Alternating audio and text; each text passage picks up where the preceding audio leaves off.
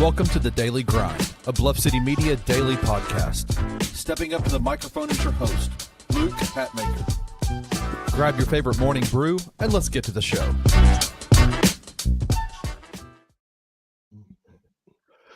I would swallow my pride, I was up on the line, but the lack thereof will leave me empty inside. I will swallow my doubt, turn it inside out, find nothing but faith in nothing. Wanna put my tender heart in a blender. I just been around. Shout out Eve 6. Don't sue us. I think that was under 30 seconds. I timed it. Welcome to the Daily Grind. I am your host, Luke. I don't know what that was. Luke Hatmaker. I was getting my vocal range. I don't know. It is Monday, and we're starting our week the best way that we know how with Rusty. My guy, how are you, sir?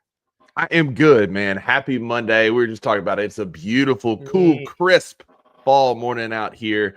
I was outside. I was talking with my neighbor, and his son is a kitchen installer. He got arrested this morning, so he was all up in arms. And I said, well, what did he get charged for?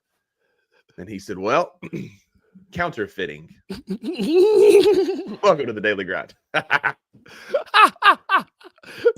I love the ones with the ones where I get to try to figure out what the hell the catch line is. I'm like, okay, kitchen installer, up in arms.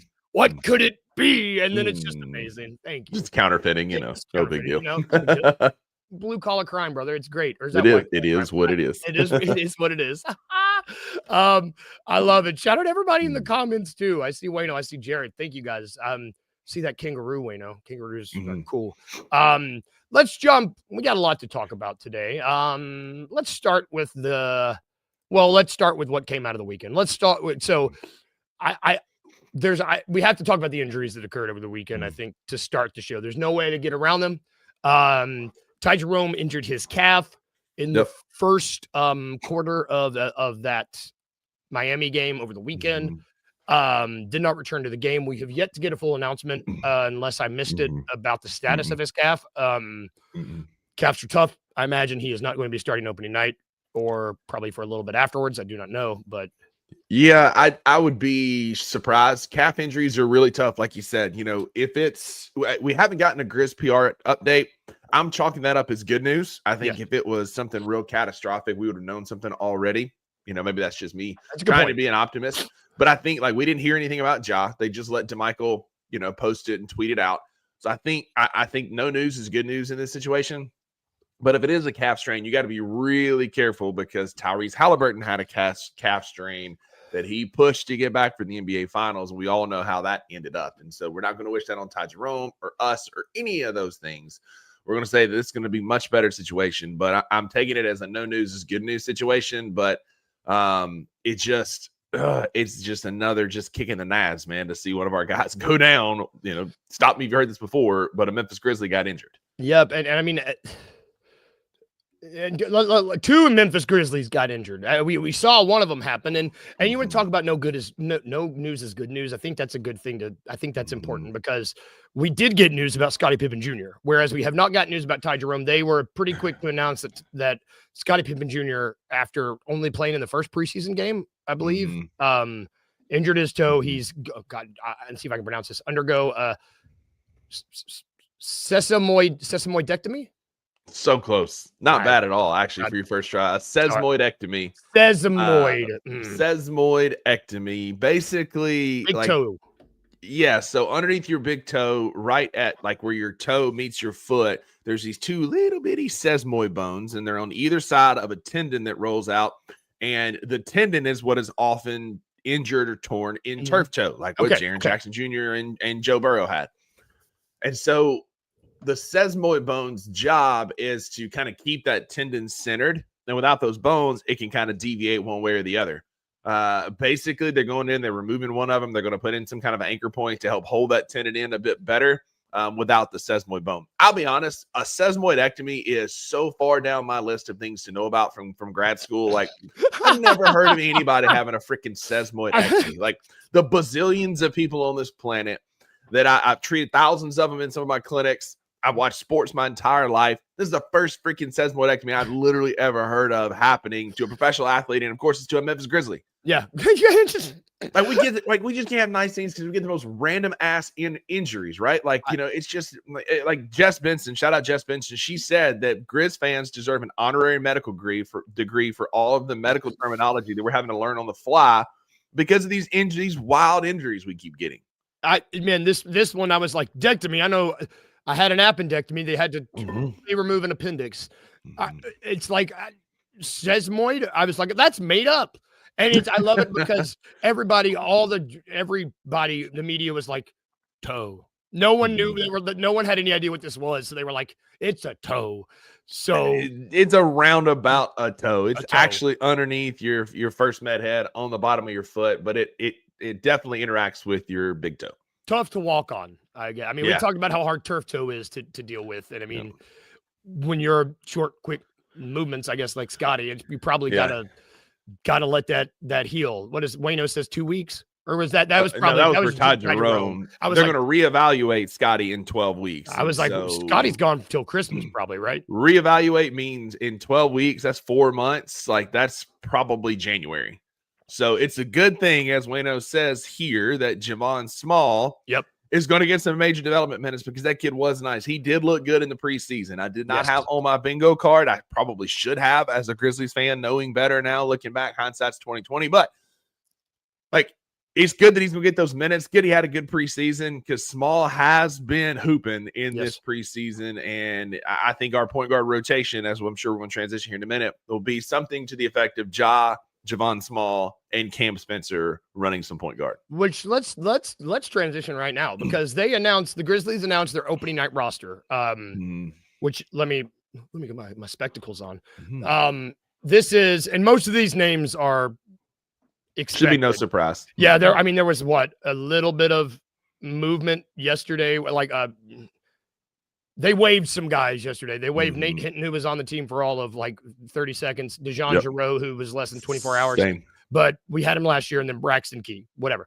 The opening night roster for the Grizzlies will be as follows: Santiago Aldama, Kentavious Caldwell-Pope, Brandon Clark, Cedric Howard, Zach Edey, PJ Hall on a two-way, Gigi Jackson II, Jaren Jackson Jr., Ty Jerome, Jitty John Conchar, John Morant, Scottie Pippen Jr., Omax Prosper on a two-way, Javon Small on a two-way, Cam Spencer, Jalen, Vince Williams Jr.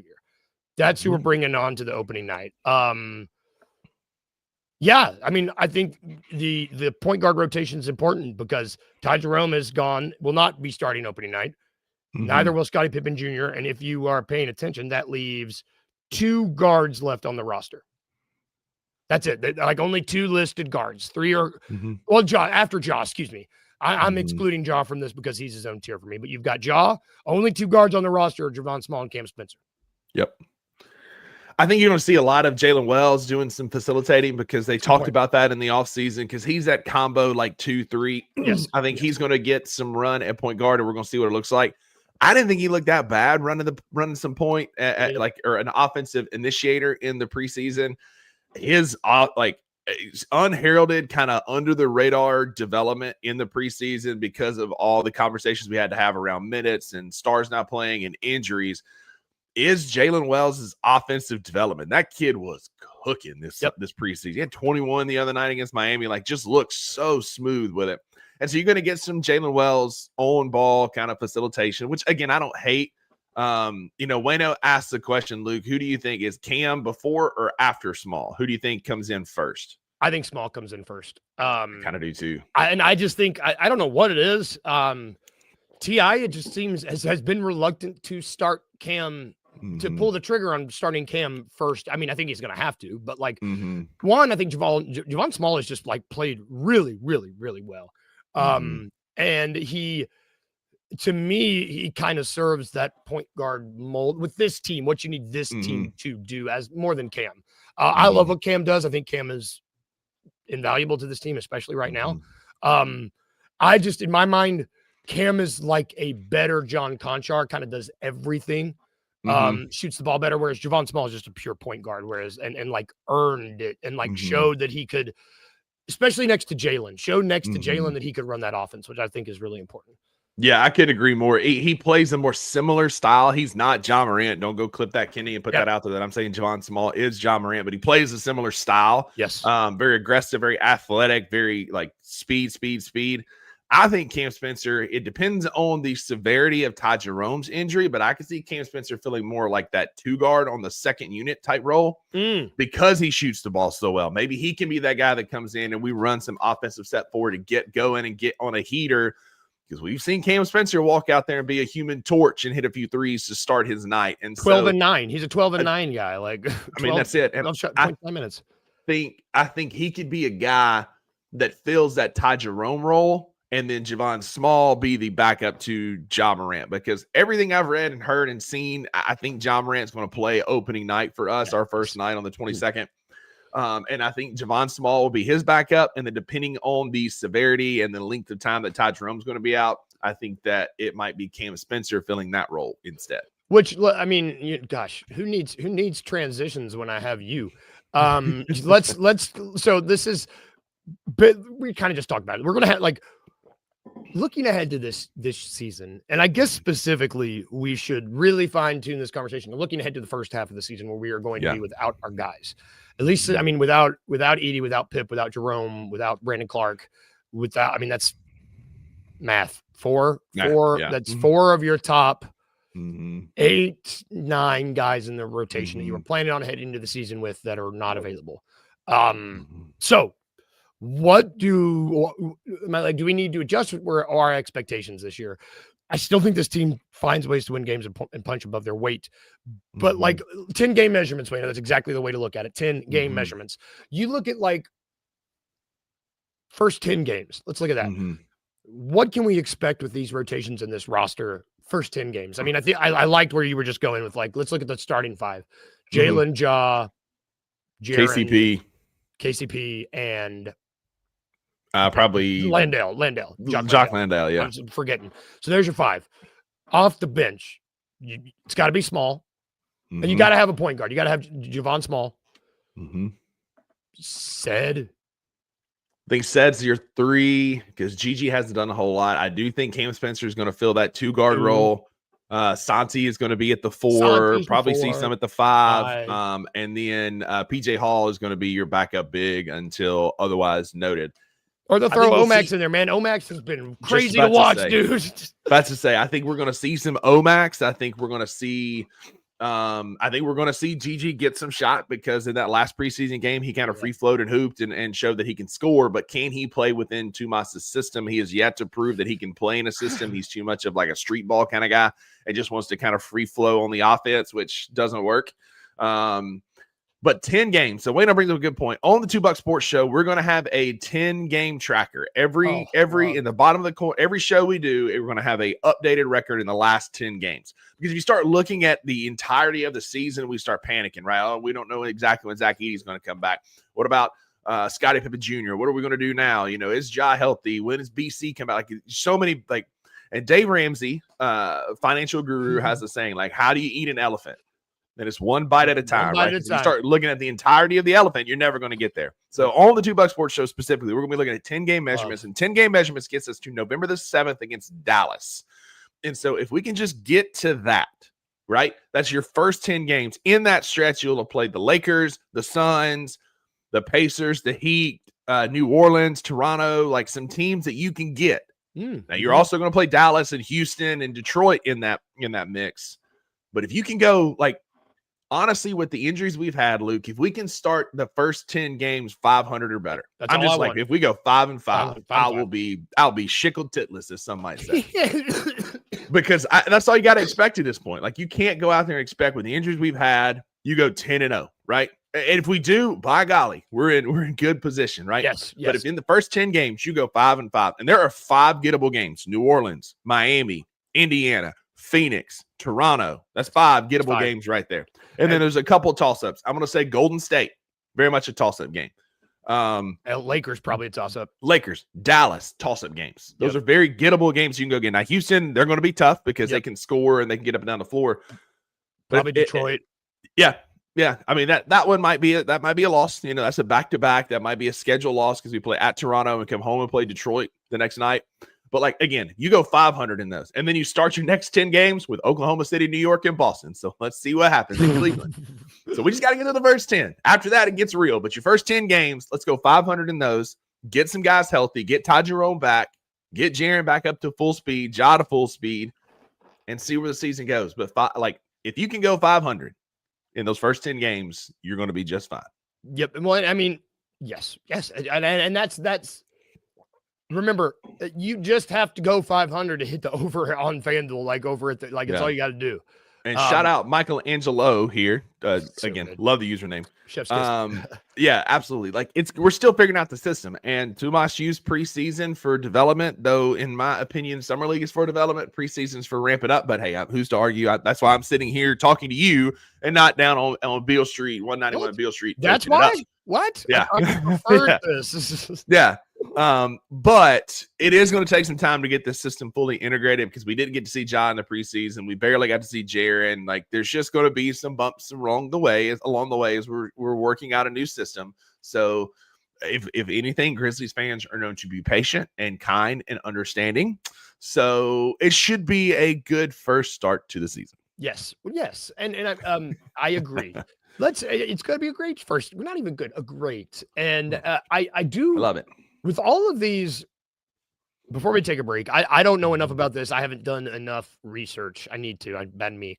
I've seen a lot of people. I don't know enough about injury exceptions to start the season. Do you think that any of these wings will be waived so we can sign a guard? No, I don't. I think because our wing situation is still so muddy. When you've got a combo guy like Jalen Wells, it does make it a bit easier. But like outside of Jalen and KCP, as much as we want it to be Cedric Coward, I don't know that he's ready yet. It hasn't been GG. Omax has looked chaotic. Chaotic is putting it nicely. Yeah. Santi's a wing in there. John Conchar. Like we've got these guys that are all. It's just kind of muddy after Jalen and KCP. So I think we're still trying to figure out that. But I do see a world where a guy like Javon Small and a guy like maybe Omax, who can, if he can come around, can render guys like Scottie Pippen Jr. and Brandon Clark a bit redundant. Same with Santi Aldama. Wayne, I hope you got your ears on. I could see us maybe making a trade with some of those guys, moving a Santi, moving a Scottie Pippen Jr., moving a Brandon Clark. Signing those guys, converting those two ways to regular contract. Yep. Yeah, exactly. Moving some of those guys, getting us some guard or wing help, whichever one we determine we need more, and then signing. I would not be surprised if that happens. We go, let's say we clear up our wing situation, we sign Javon Small to a big boy contract, and that's when Jemai Mashak gets promoted to the two-way. That's where I was curious if that's where your thought process was, because I've seen a lot of people be like, now it's time to get Jemai Mashak on this two-way. Not yet. I'm just like with Scottie Pippen Jr. Y'all called me a hater. Let's pump the brakes. We're in a good financial situation right now. We ain't got to put the cart before the horse and go out, calm down. Jemai Mashak will be on a two-way before the end of the year. Still there. And I think Javon Small will be on a big boy contract. And we've seen the Grizzlies do that. I mean, we've seen that for the past 2 or 3 seasons. They convert these two ways to small, $1 million deal years. Vince, GG, J Huff before, Scotty, they do that, and then they sign a new two-way guy. We've seen it happen. I'm with you. It's going to happen. It's going to happen, but it doesn't need to happen today in October. Stop us if you've heard that before. Let's take a quick break. We got one more day until we can finally talk about an actual regular season game. We are going to talk a little bit more Monday Night Football because we got a double header. Brother. Yeah. We got the first game. Lions Bucks, can't wait. It's going to be awesome. That's the one. Yeah, we'll maybe talk about the next one, but that first one's going to be good. Right after this quick break.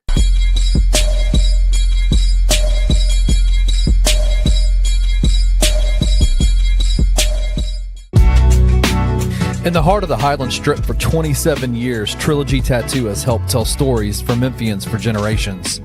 Located at 530 South Highland, Richie and his team are waiting to help you tell yours. From tattoos to piercings, your body art should be as unique as you are. Voted a Memphis Flyer top 3 tattoo shop in the city of Memphis since day one. Your story will be safe here at Trilogy Tattoo. Open 7 days a week, Monday through Saturday, 11 to 11. And 3 to 11 on Sundays, they have convenient times waiting on you. Let Trilogy Tattoo help you tell your story.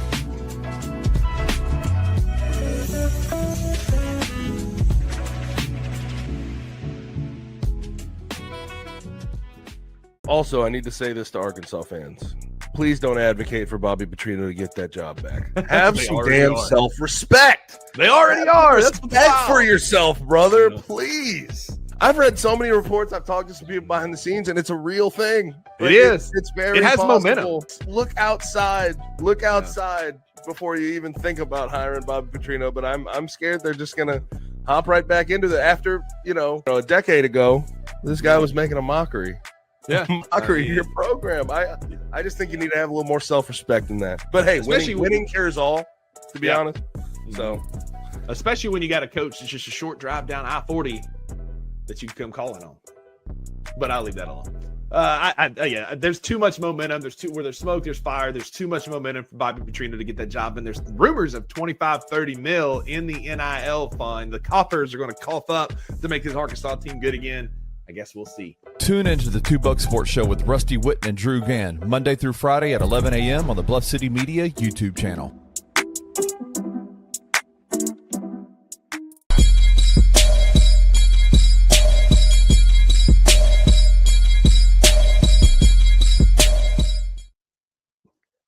welcome back to the Daily Grind.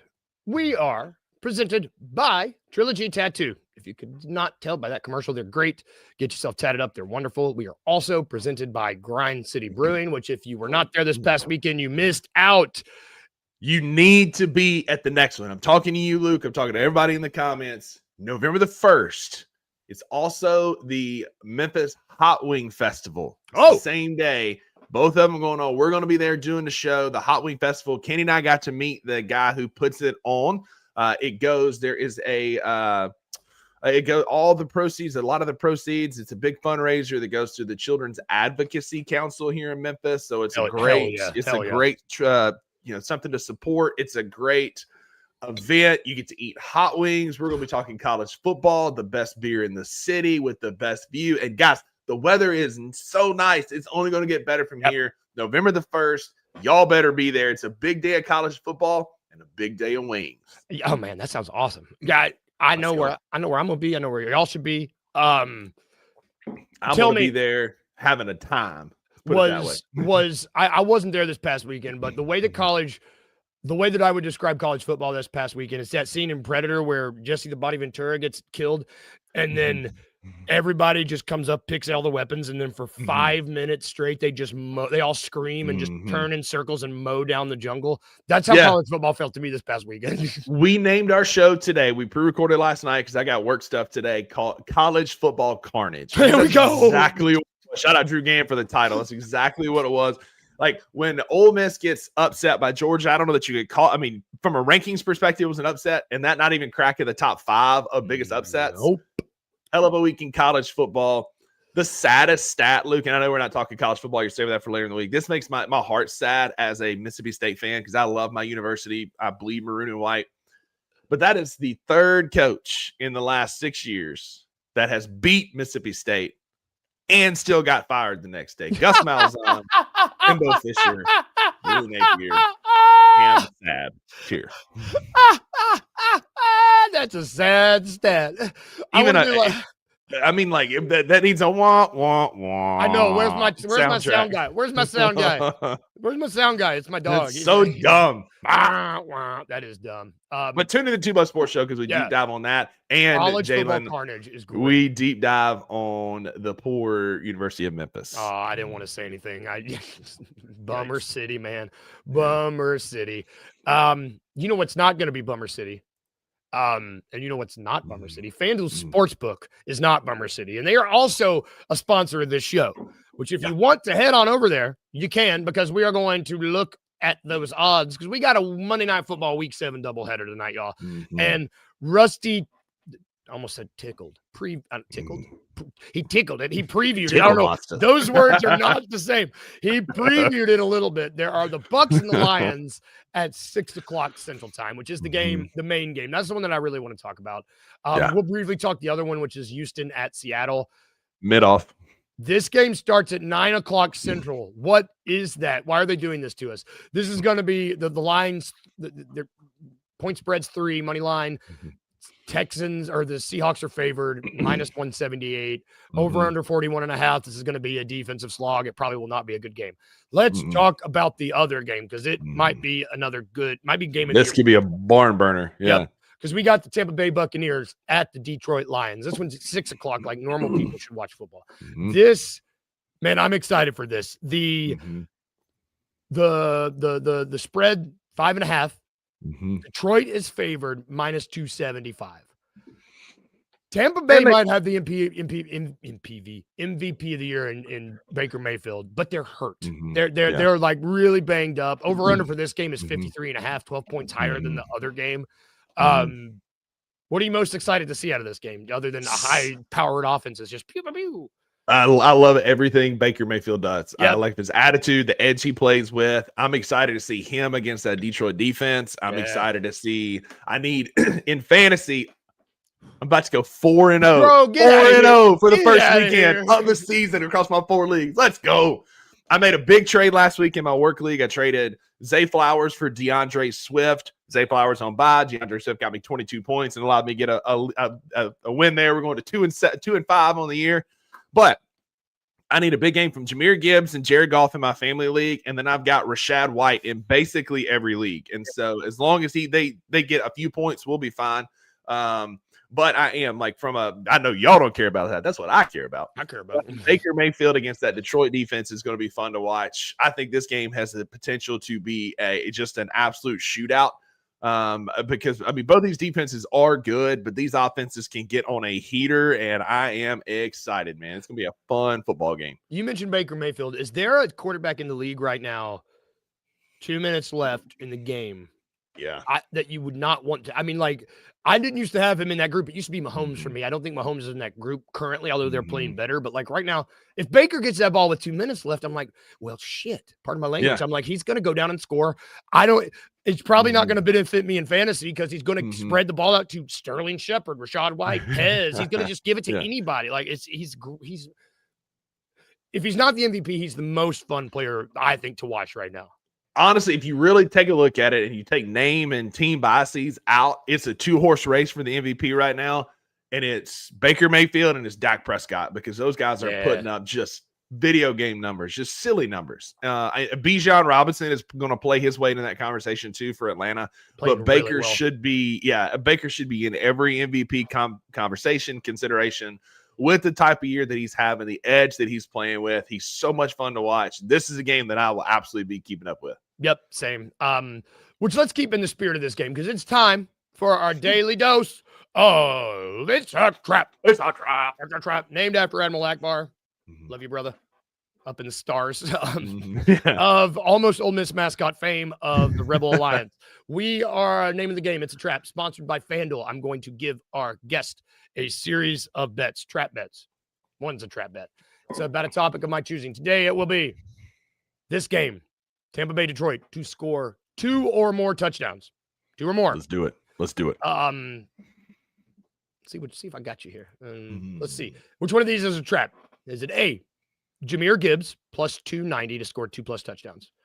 Is it Rashad White plus 420 to score 2+ touchdowns? Or is it Mike Evans plus 750 to score 2+ touchdowns? So I like Jahmyr Gibbs and I like Rashad White. I think. I feel like David Montgomery should be up there because he is a touchdown vulture. Like that's just what he does. But I also have Mike Evans in fantasy, and I know he's been hurt. Yes, same. I'm gonna go Mike Evans plus 750. I got you. No!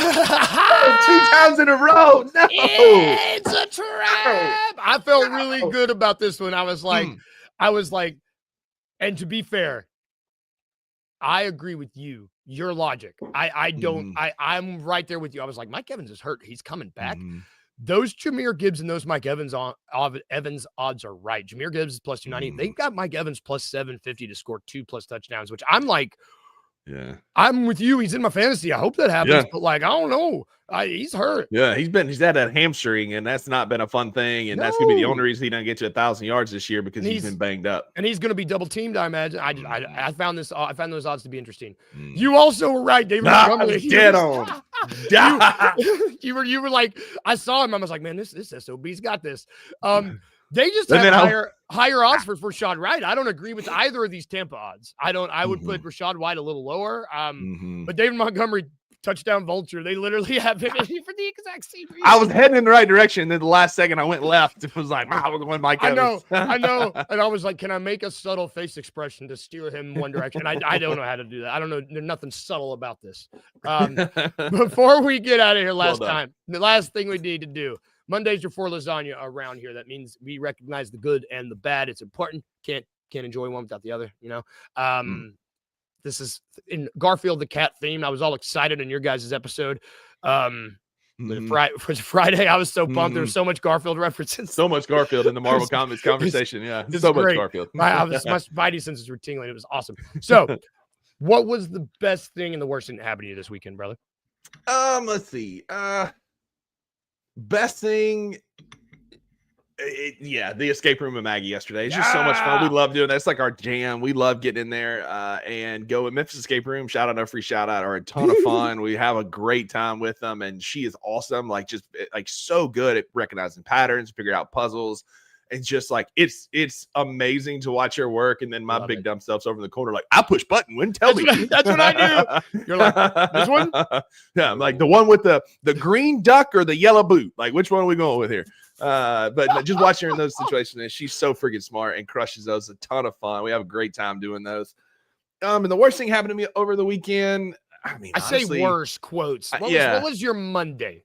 Yeah, the fact that I've been out of high school for 20 years now. I had my 20-year high school reunion Saturday night, and it was good seeing folks. It was fun. A lot of my classmates, I keep up with vicarious, like kind of through social media, whatever. Yes. Kind of a lower turnout than we expected, but the food was great. The venue was great. It was good seeing everybody, but it's like, we're getting old. We are getting old, and we are aging like bad milk in the sun. I was gonna say like a $10 boxed wine that you get at Kroger. That's how we're aging. What was my lasagna, my good thing? Kyla came back. She's been gone for 10 days. I picked her up from the airport yesterday. I was so happy to see her. Yeah. My Monday was when I realized I had to pick her up from the airport. I looked around and the house looked like a man and 2 dogs and 2 cats and a teenager had lived in there for a week. And I was like, oh, so I had to rush to clean it up. And that was not fun, but it looks better now. Not great. That's going to do it for our show today, y'all. Thank you guys for watching. Thank you for the comments. We had good comments. Michelangelo, Chef's Kiss, Wayno, Jalen, everybody. Thank you. Art, saw Art in there. We will be back tomorrow. $2 today. College carnage football. College football carnage. It's we talked about the coaching carousel that's starting to spin like crazy and all the big games over the weekend. Heck yeah. Saint at 1. We'll be back tomorrow. And if we can leave you with any of these things like we do, remember 2 things. Remember one, be a little weird. And 2, like Deadpool, remember to smile. Bye, guys. Have a good one. See everybody tomorrow. Thank you for listening to The Daily Grind. If you enjoyed this episode, leave a rating and a review wherever you download your podcasts. Also, like and subscribe to Bluff City Media's YouTube page. We'll see you back here next time.